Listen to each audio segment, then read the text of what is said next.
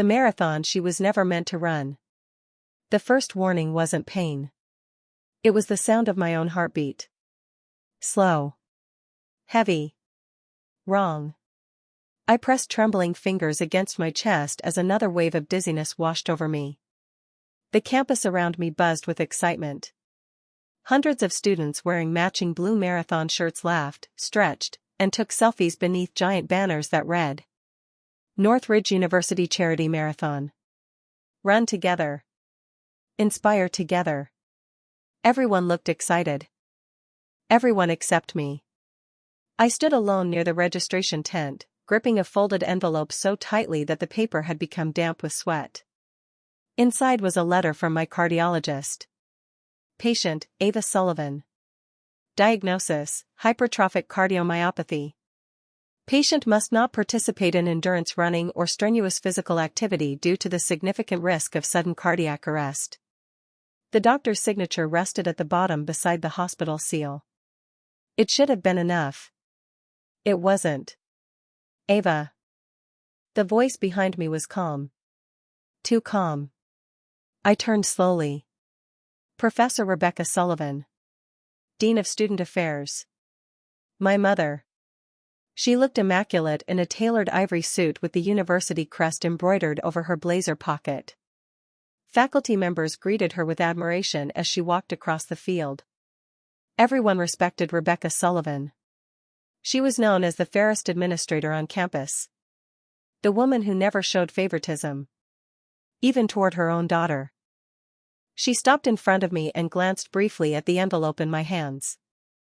You brought another excuse. It's not an excuse. I handed her the letter. It's from Dr. Henderson. She unfolded it.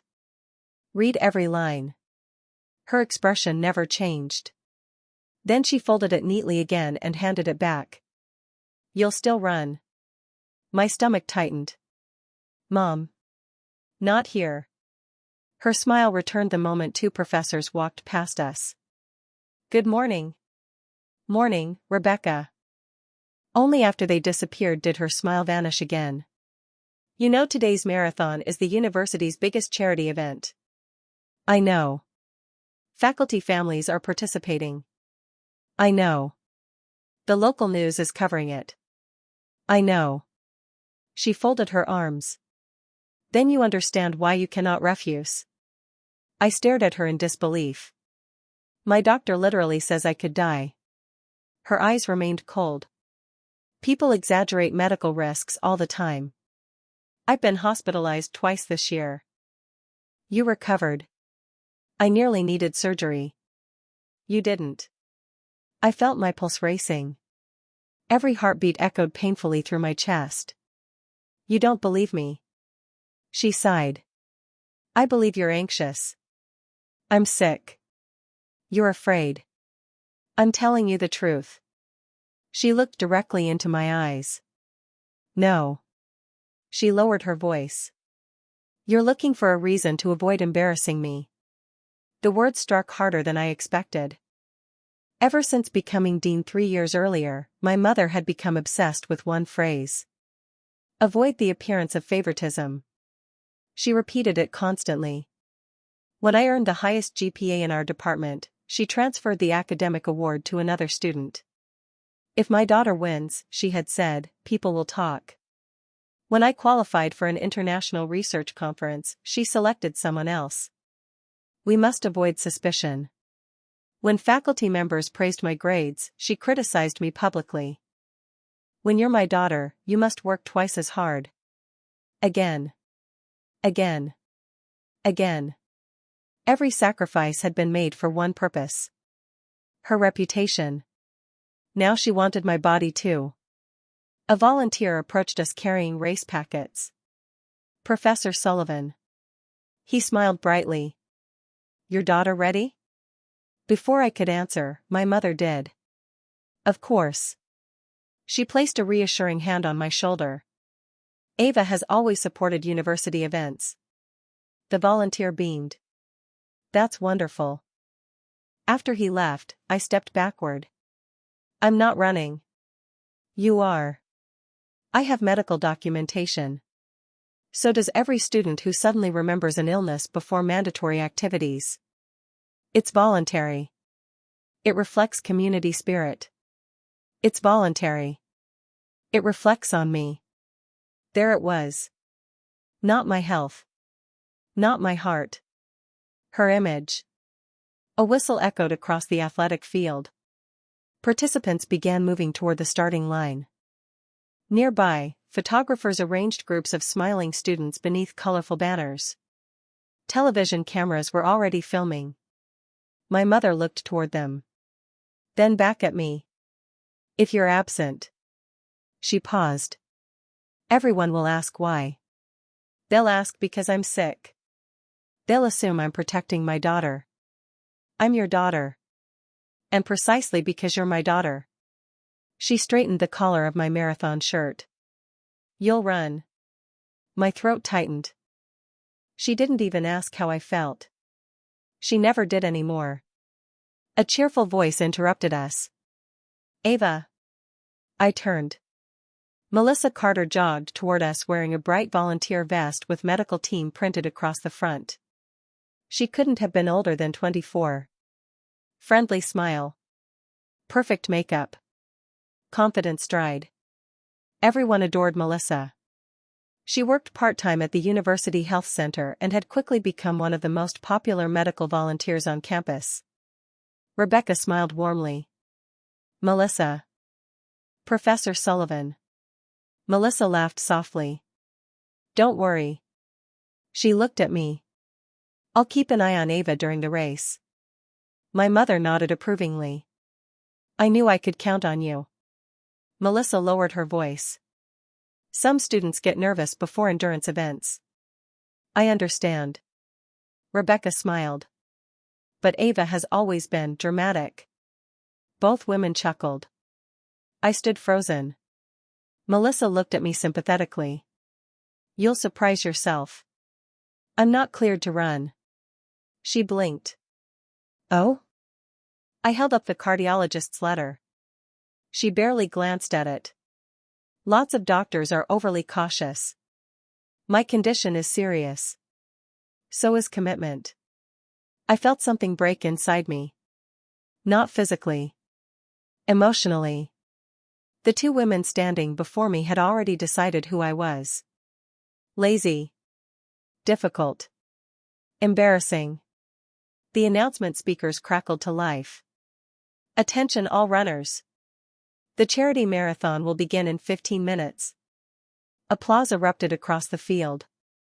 Students cheered. Music blasted through giant speakers. My smartwatch vibrated. Heart rate, 118 BPM. I hadn't even started running. Somewhere deep inside, fear whispered that something terrible was about to happen. But no one around me wanted to hear it. Not the volunteers. Not the students. And certainly not my own mother. She leaned close enough that only I could hear her. Don't make me regret defending you all these years. I almost laughed. Defending me? No. She had spent years sacrificing me. Today. She was asking for the last thing I had left. My heartbeat. Every step hurt more than her words. The starting horn echoed across the campus. Thousands of runners surged forward beneath a sea of blue banners, their cheers blending with upbeat music from the loudspeakers. I remained frozen at the starting line. My smartwatch vibrated again.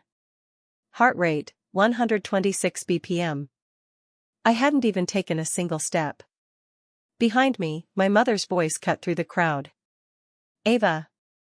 I turned slowly. Rebecca Sullivan stood beside the stage where university officials and sponsors waved to the cameras. Although she wore a pleasant smile for the audience, the warning in her eyes was unmistakable. Move. Every television camera seemed pointed toward the runners. Faculty members clapped proudly. Parents held up their phones.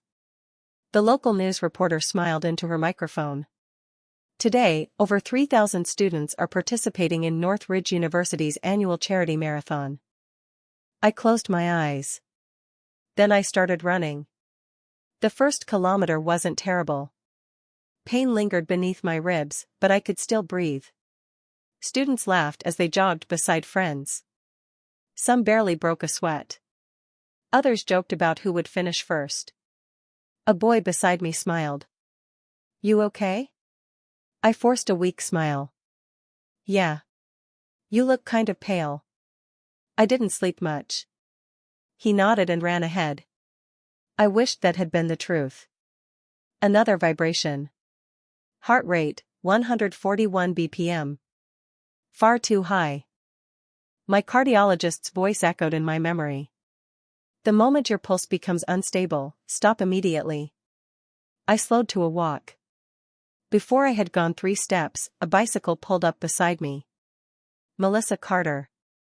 She wore a bright medical vest and rode alongside the runners carrying a first aid backpack. She smiled pleasantly. "Tired already?" "I'm not feeling well." "You've only finished 1 kilometer." "My chest hurts." She looked at her watch dramatically. "The race just started." "I have a heart condition." "So you said." "I shouldn't be here." Melissa sighed loudly, making sure nearby runners could hear. "Everyone gets nervous."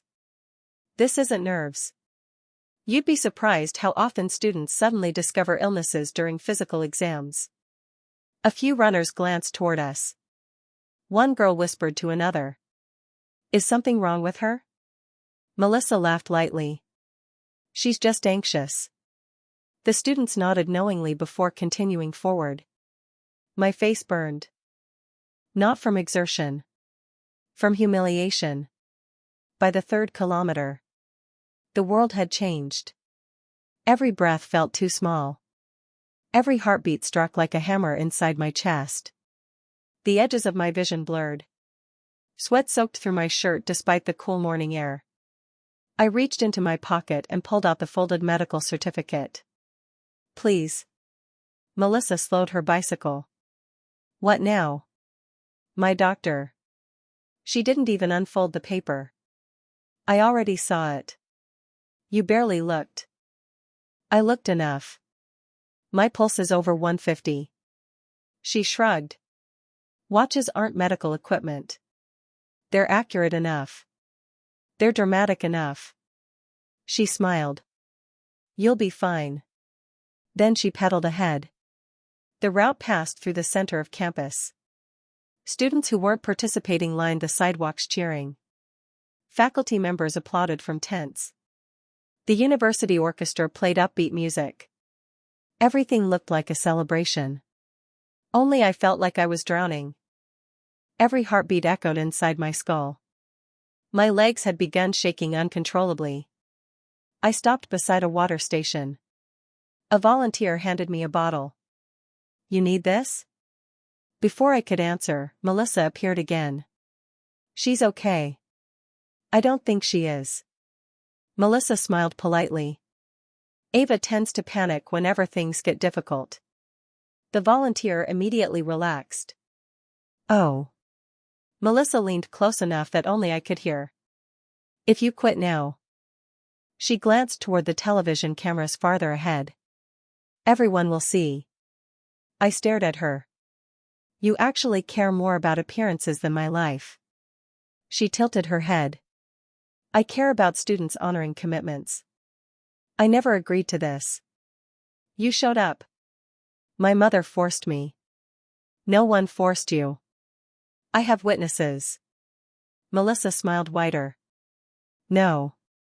She whispered softly. "You have excuses." Then she rode away again. Kilometer 5. My smartwatch vibrated continuously. Heart rate, 168 bpm. Warning. Abnormal rhythm detected.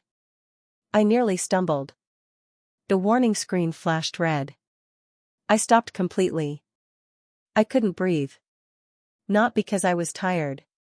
Because my heart refused to beat correctly. I pressed trembling fingers against my chest. Pain exploded beneath my ribs. Sharp. Crushing. Terrifying. Someone caught my shoulder. "Ava?" It was the same boy from earlier. You don't look good. I. The words wouldn't come. I need. He looked genuinely frightened. I'll call the medical team. Before he could move, Melissa was already there. She stepped between us. It's all right. No, it isn't. The boy pointed toward me. Look at her. Melissa barely glanced in my direction. She's having an anxiety episode. I don't think.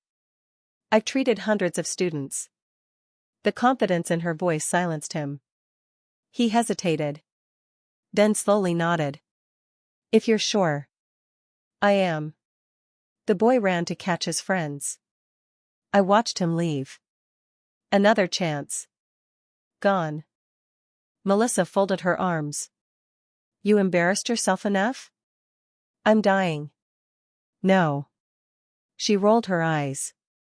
You're hyperventilating. My heart. She interrupted me. If every student stopped because they felt uncomfortable, this event would never happen.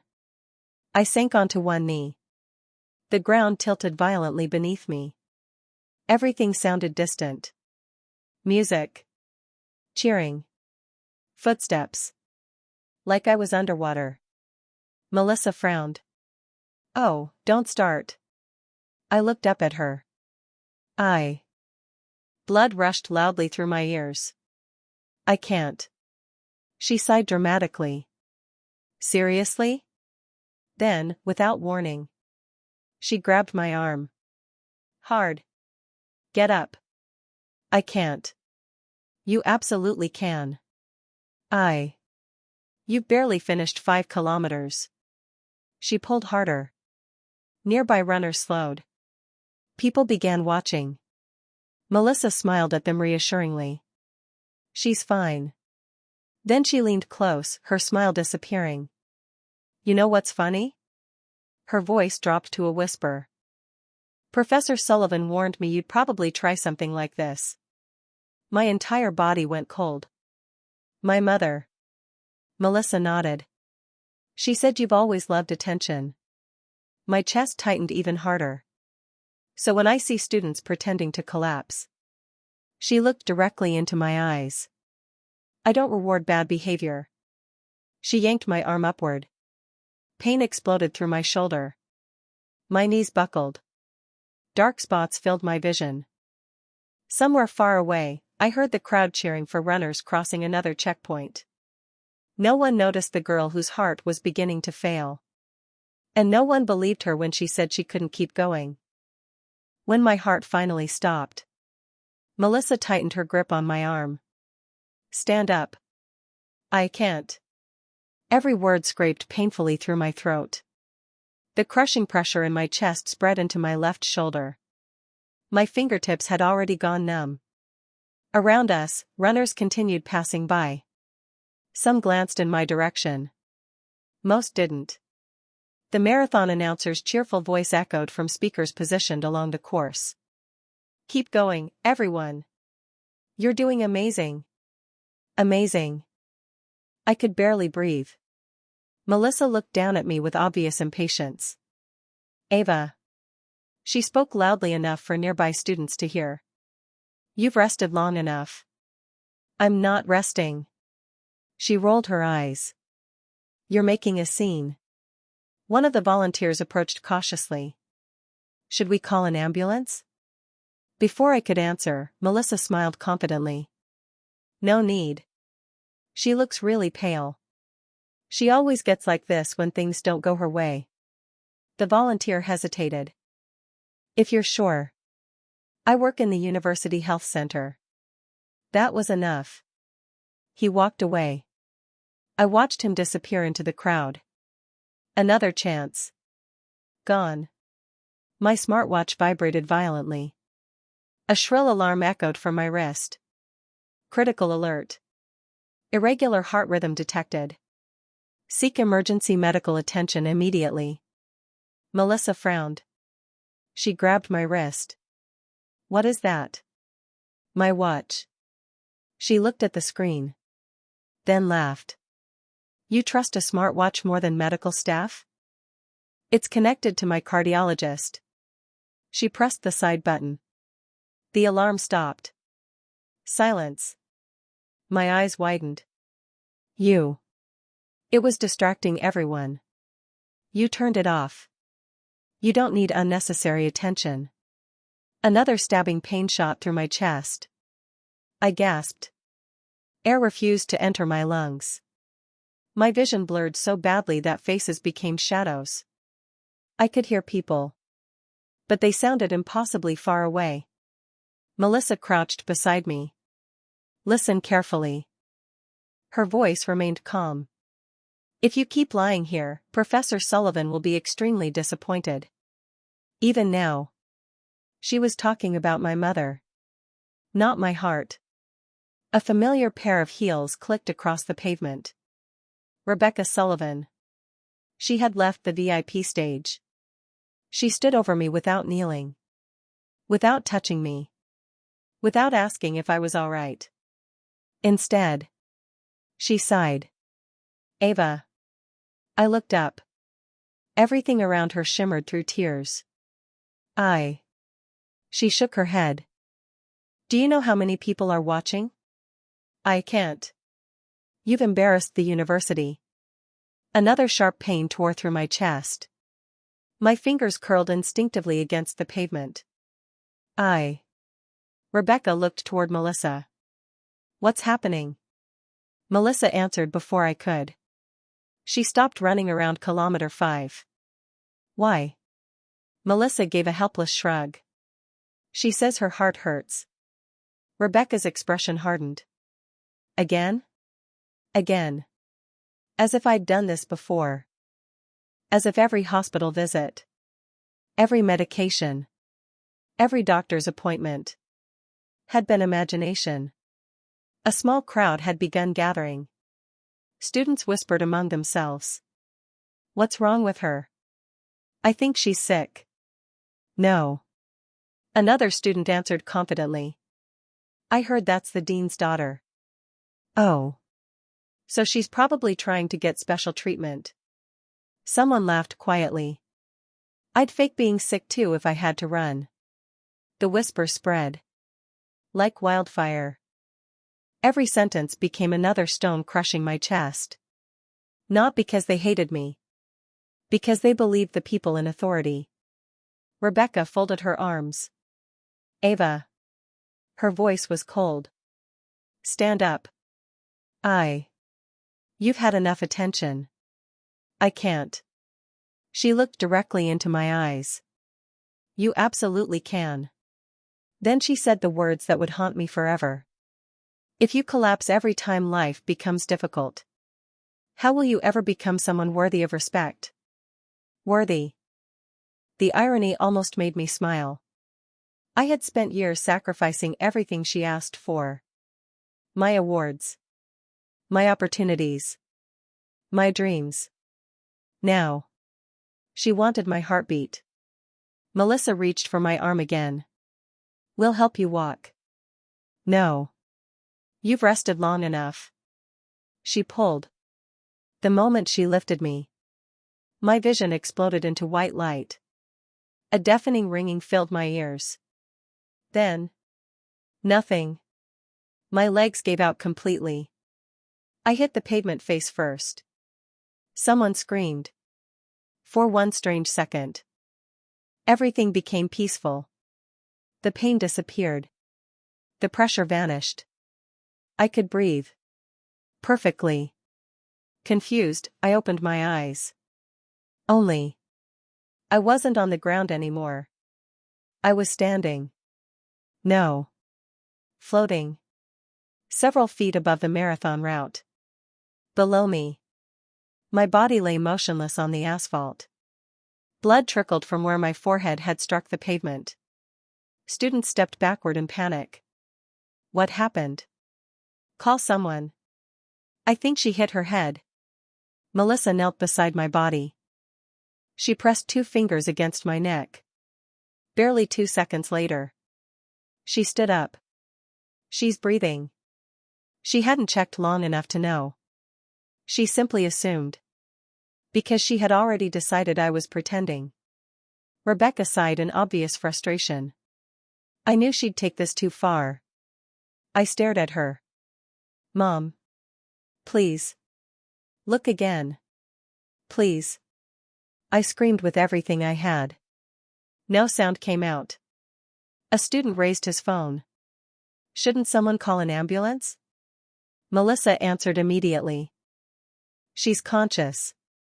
No. I wasn't. Another girl frowned. But she isn't moving. Melissa forced a laugh. She's being dramatic.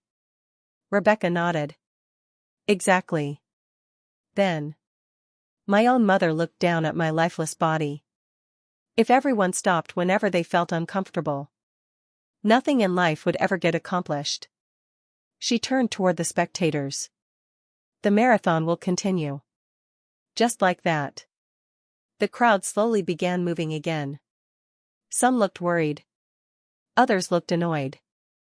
Most simply accepted the explanation they had been given. Authority had spoken. So the truth no longer mattered. I drifted lower. Closer to my body. I could see everything now. My lips were turning blue. My fingers had lost all color. My chest wasn't moving. Not even a little.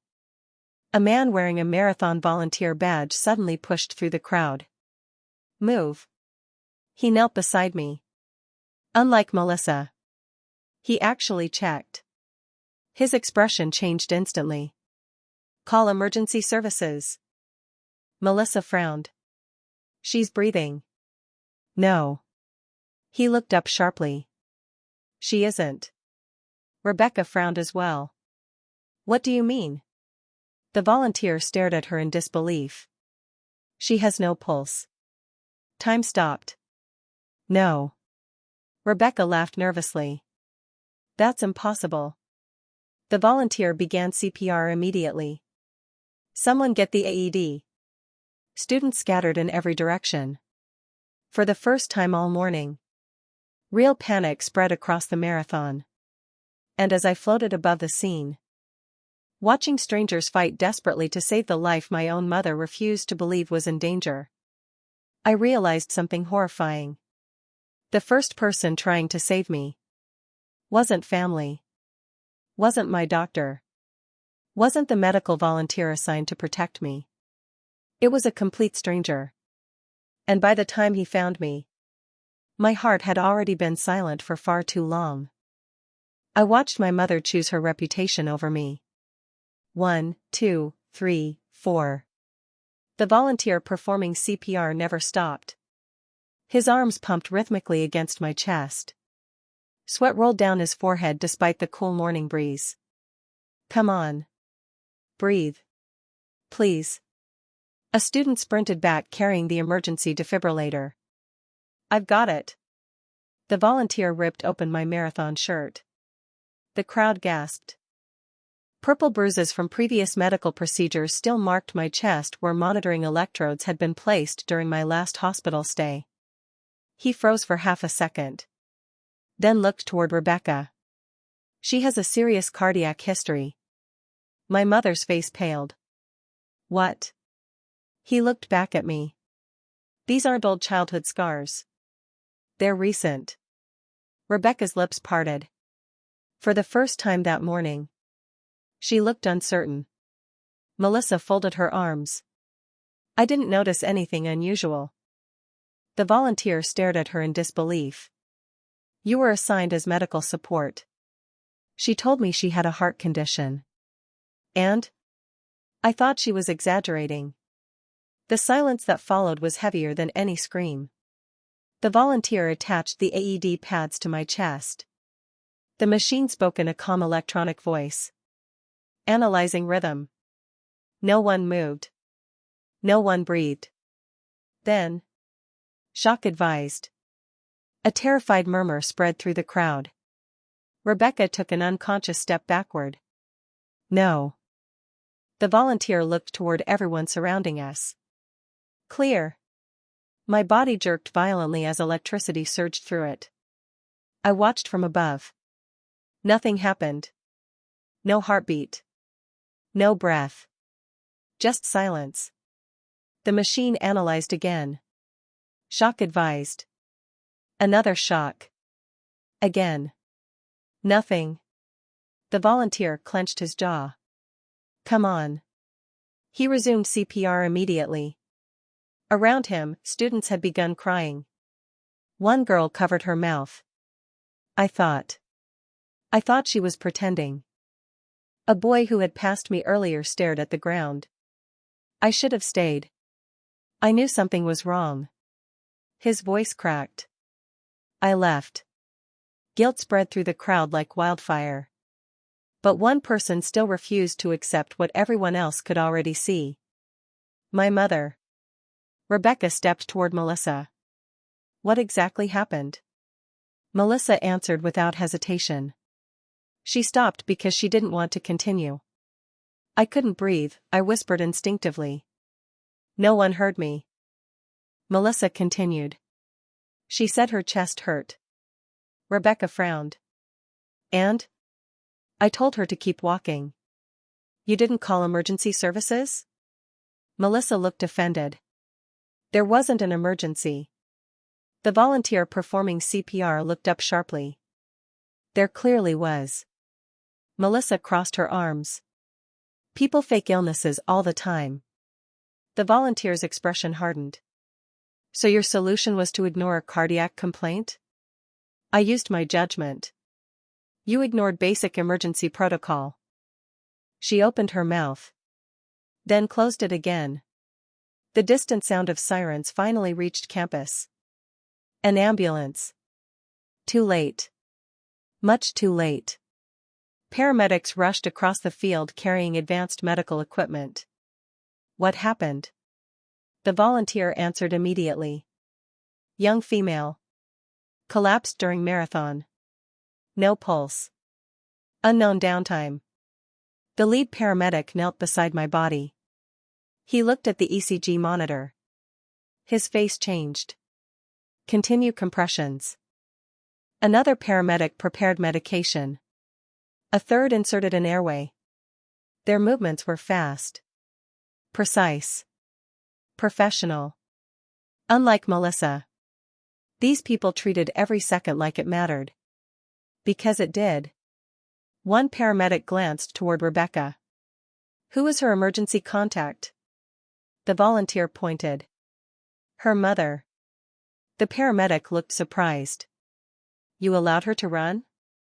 Rebecca swallowed. Did she have any medical conditions? Silence. The question hung in the air. My mother looked toward my motionless body. Toward the scars. Toward the unopened envelope that had fallen from my pocket during the collapse. The cardiologist's letter. It lay on the pavement only a few feet away. She recognized it instantly. Because she had read it. Every word. This morning. The paramedic noticed the paper. He picked it up. His eyes moved quickly across the page.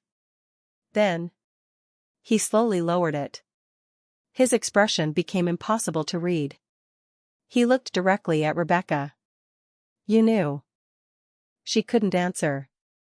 You knew she had hypertrophic cardiomyopathy. Still. Silence. The paramedic's voice became colder. She was medically prohibited from participating. You read this. He held up the letter for everyone to see. It clearly states that endurance running places the patient at high risk of sudden cardiac arrest. The surrounding students stared at Rebecca. Then at the letter. Then back again. Confusion spread across every face. One student whispered. Professor Sullivan made her run? Another answered quietly. I heard Ava arguing with her before the race. A third slowly shook his head. No. That can't be true. But it was. Melissa suddenly stepped forward. I didn't know it was that serious. The paramedic turned toward her. Did the student tell you she had a heart condition? Melissa hesitated. Yes. Did she show you documentation? Yes. And you allowed her to continue?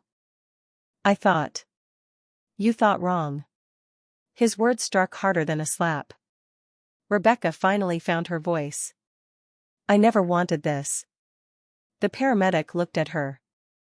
What exactly did you want? She stared blankly at my body. No answer came. Because there wasn't one that could erase what had happened. Another shock. Another round of CPR. Another desperate attempt to restart the heart that had begged for mercy nearly an hour earlier. Nothing. The lead paramedic slowly removed his gloves. The movement was small. Quiet. But every medical professional nearby understood what it meant.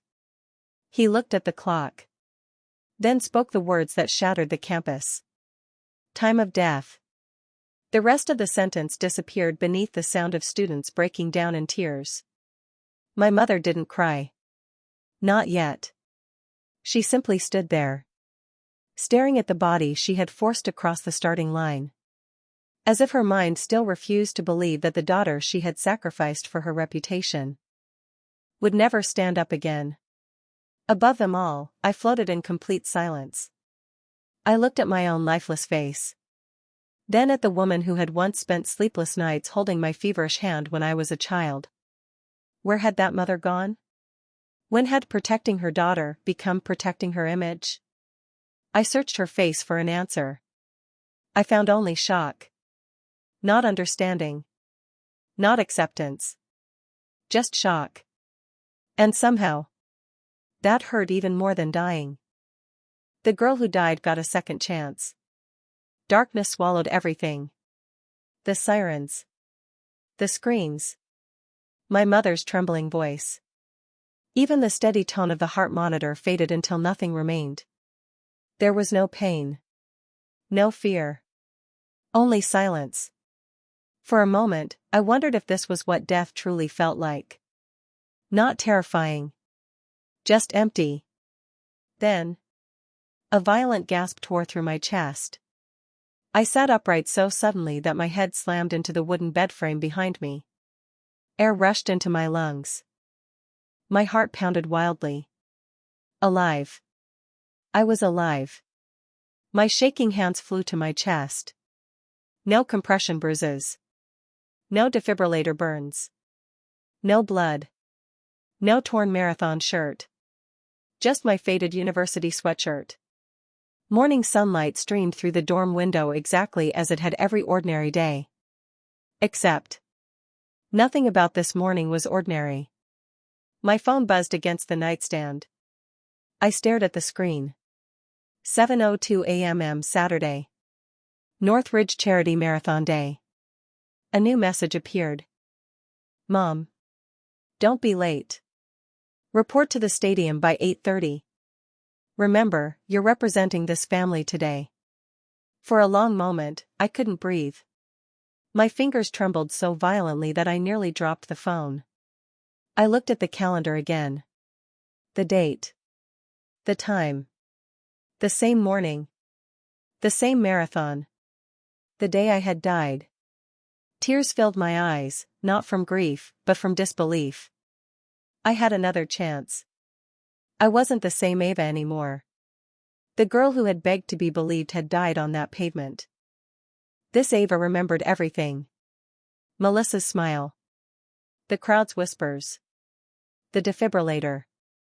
The moment my mother realized she had ignored the very doctor's letter she had read only hours earlier.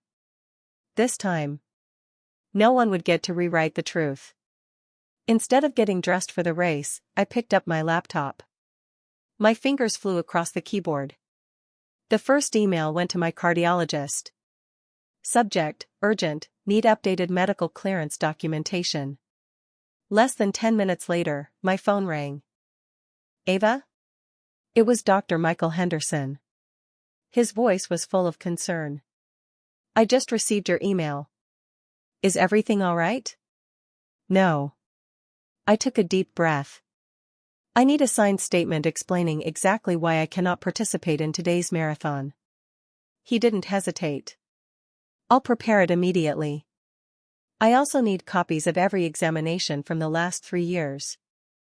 There was a brief pause. Has someone questioned your diagnosis? Yes. I'm coming to campus. My eyes widened. You don't have to. I do. His tone became firm. If someone is pressuring my patient to ignore medical advice, I want to know who. For the first time that morning, I smiled. Next, I opened an old folder labeled Scholarship Appeals. Inside were dozens of files. Award rankings. Committee emails. Official score sheets. Every opportunity one had earned. And every opportunity my mother had quietly given away. People will think I favor you. Her words echoed in my memory. I scanned every document. Saved copies to cloud storage. Created backups. Then another folder. Hospital records. Medication history. Emergency admissions. Every piece of evidence proving my condition was real. This time, facts would speak louder than authority. At 7:45, another message arrived. Mom.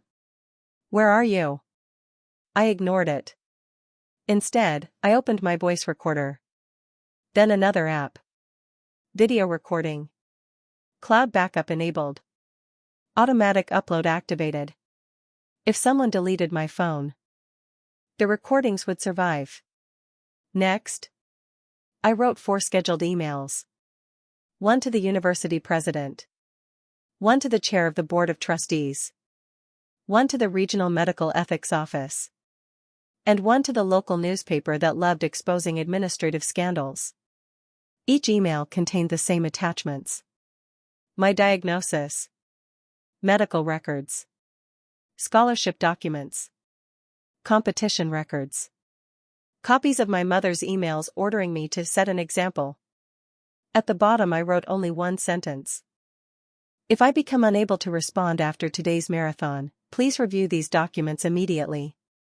I am being pressured to participate in an athletic event despite a documented life-threatening cardiac condition.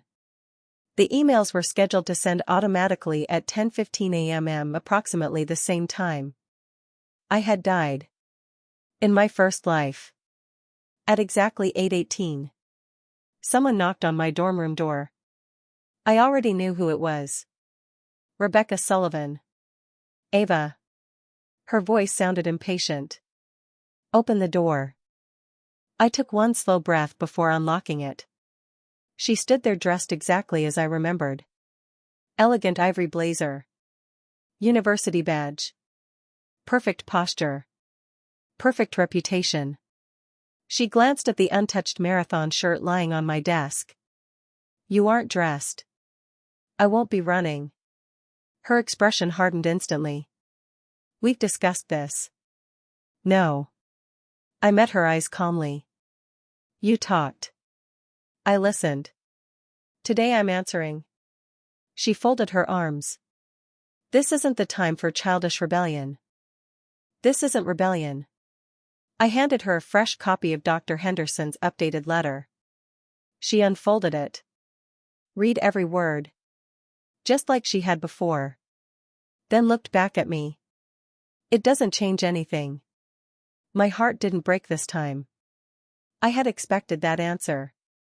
I thought you'd say that. She frowned. What does that mean? It means I came prepared. I tapped my phone screen. The recording icon glowed quietly in my pocket. Every word from this moment forward would belong to the truth. Not to whoever held the higher position. Rebecca sighed. Ava, stop making this difficult. I looked at the woman who had once chosen her reputation over my heartbeat. Then I smiled. Not with warmth. Not with forgiveness. But with certainty. You already made the biggest mistake of your career. You just don't know it yet. Rebecca frowned. What did you just say? I slipped my phone into my jacket pocket, making sure the recorder remained active. I said I'm not running. She let out a slow breath, the way she always did when she thought I was being unreasonable. Ava, do you have any idea how many people are counting on today's event? My cardiologist is counting on me staying alive. Don't be dramatic. I'm quoting my doctor. She held up the medical letter between two fingers. This piece of paper doesn't change your responsibility. It changes everything. No. She stepped closer. It changes nothing. For a second, I almost saw the future unfold exactly as it had before. She would force me to the starting line. Melissa would dismiss my condition. The crowd would believe them. My heart would fail. Except, this wasn't that timeline anymore. We walked across campus in silence. Students hurried toward the stadium wearing bright marathon shirts. Music blasted from loudspeakers. Faculty members greeted my mother with admiration. "Good morning, Professor Sullivan." She smiled gracefully. "Morning." No one noticed the tension between us. No one knew I had already died once beneath those banners. As soon as we reached the registration tent, Melissa Carter spotted us. "There you are." She smiled brightly. I was wondering if Ava had changed her mind. "I haven't." I handed her another copy of my medical exemption. "My cardiologist prohibits me from participating." Melissa barely skimmed the page before placing it on the registration table. "Everyone gets nervous before long-distance races. I have a diagnosed heart disease. So I've heard." "It isn't anxiety." She folded her arms. "If every student brought a doctor's note because they were uncomfortable." "They don't." "I do." A few students nearby turned to look. Melissa lowered her voice. "You know, people respect students who contribute. They also respect consent." Her smile faltered. My mother stepped between us. "Enough." She looked directly at me. "You're running." "No. You don't have a choice." "I do. You represent this university." "I represent myself." "You represent me." There it was. The same sentence. The same obsession. The same mistake. I deliberately raised my voice. "So you're ordering me to ignore my cardiologist?" Several nearby students looked over. Rebecca's expression stiffened. "I'm asking you to honor your commitment. My doctor says participating could cause sudden cardiac arrest." "You're exaggerating." "You read the report." Melissa interrupted. "Professor Sullivan, registration closes in 5 minutes." Rebecca nodded. "Register her." I stepped backward. "I do not consent." Melissa reached for my wrist. "Don't make this harder than it has to be." The instant her fingers touched me, a deep voice echoed across the tent. "Take your hand off the student." Everyone turned. A man in a navy blazer strode toward us, accompanied by 2 hospital officials wearing identification badges. Dr. Michael Henderson. My cardiologist. He had come. Exactly as he promised.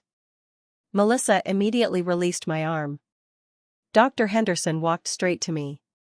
"Ava. Are you all right?" "I am now." He turned toward Melissa. "Are you the medical volunteer assigned to this event?" "Yes." "I faxed my patient's exemption to the university health office this morning." Melissa blinked. He looked toward Rebecca. "And I personally emailed Professor Sullivan." The color drained from my mother's face. "You received my warning." The surrounding students grew silent. Rebecca tried to recover. "There seems to be a misunderstanding." Dr. Henderson unfolded another copy of my records. "There is no misunderstanding." He held the document high enough for everyone nearby to see. "This student suffers from hypertrophic cardiomyopathy." He paused. "Participation in endurance events presents a significant risk of sudden cardiac death." The words landed like stones. Students exchanged uneasy glances. Someone whispered. Sudden cardiac death?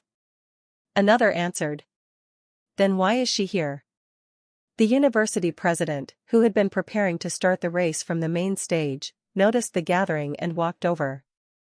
What's going on? Dr. Henderson turned toward him. Who approved allowing a medically restricted student to participate? The president frowned. No one should have.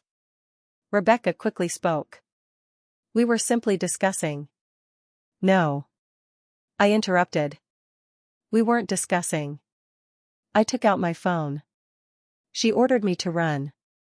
I pressed play. Rebecca's voice filled the silent registration tent.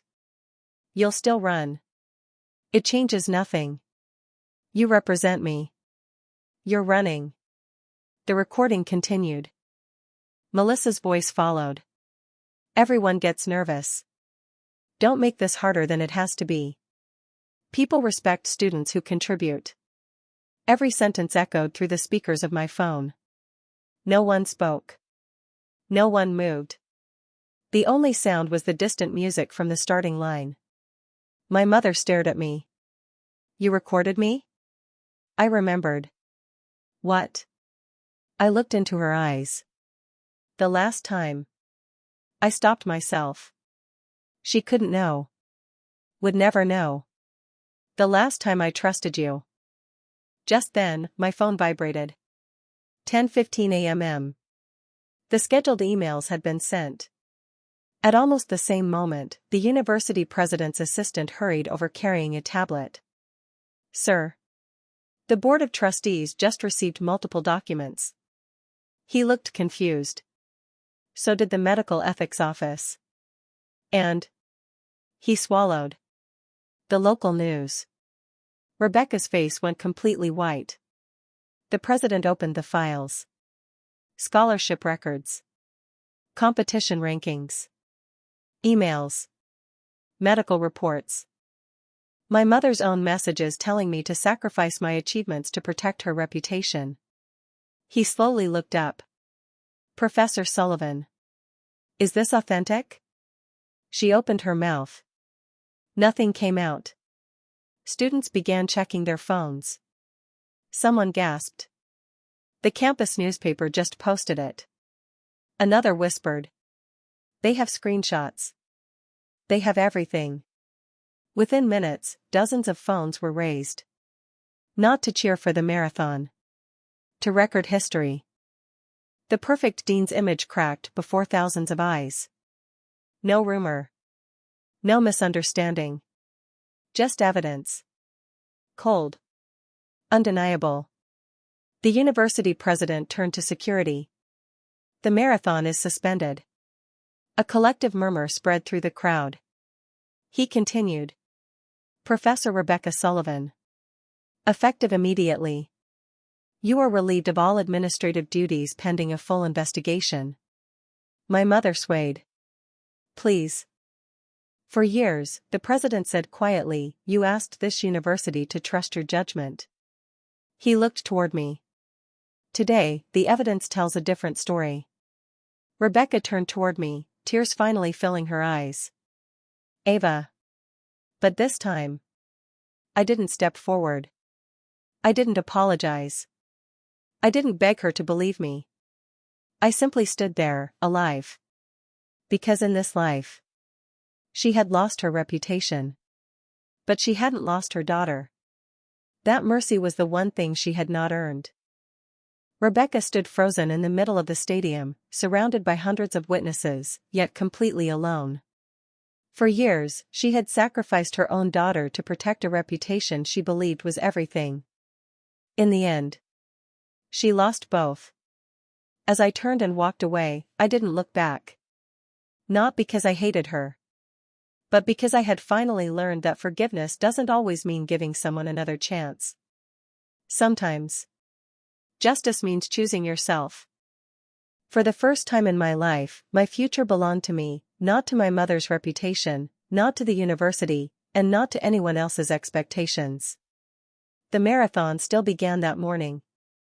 Thousands of runners crossed the finish line. But the greatest victory wasn't measured in miles. It was measured in the moment I refused to sacrifice my life to make someone else look honorable. And that was the day I truly became free. The end.